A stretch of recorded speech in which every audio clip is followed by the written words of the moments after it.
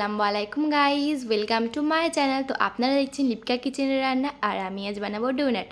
আর আমার রান্না যদি ফলো করেন তো অনেক সফট, অনেক ক্রিমি ডোনাটের রেসিপি পাবেন। তো তার জন্য আমি এখানে নিয়ে নিয়েছি হাফ গ্লাসের মতো জল, আর এখানে নিয়ে নিচ্ছি আমি চিনিটা নেব আমি 5 চামচের মতো। তো দেখুন আমি চিনিটা নিয়ে নিচ্ছি 5 চামচের মতো, দিয়ে এখানে ভালো করে আমি মিশিয়ে নেব। নিয়ে আমি এখানে ইস্ট দেবো। আমি এখানে ছোটো চামচের ইস্ট 2 চামচ দিয়েছি, মানে ওই বড় চামচের হাফ চামচের ইস্ট হয়েছে।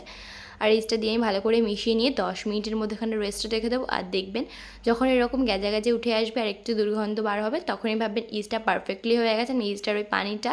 তো তারপর এখানে আমি ময়দা নিয়েছি 200 গ্রামের মতো, আর এখানে লবণ নিয়েছিলাম আমি হাফ চা চামচ, আর ভ্যানিলা এসেন্স নিয়েছিলাম আমি হাফ চা চামচ। নিয়ে এখানে সাদা তেল দিয়েছিলাম আমি 2 চামচের মতো, দিয়ে ভালো করে মিশিয়ে নিচ্ছি।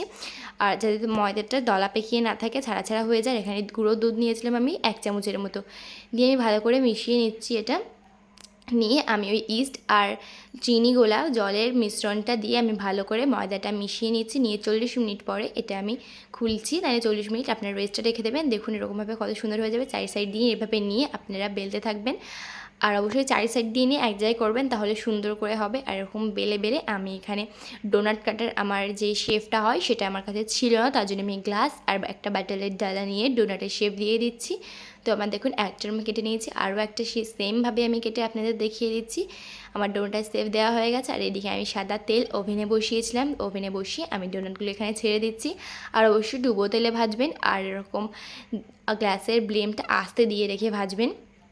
তো দেখুন এখানে আমি ভালো করে তেল ছিটিয়ে ছিটিয়ে ভেজে নিচ্ছি, আর এরকম এক থেকে থেকে ভাজবেন একটু।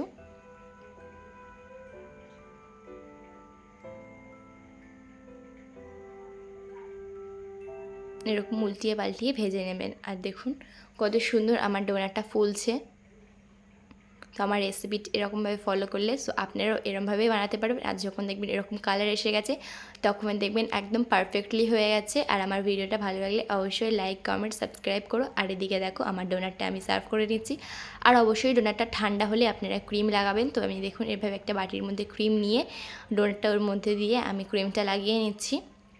লাগিয়ে নিয়ে আমি এখানে সার্ভ করে নেব।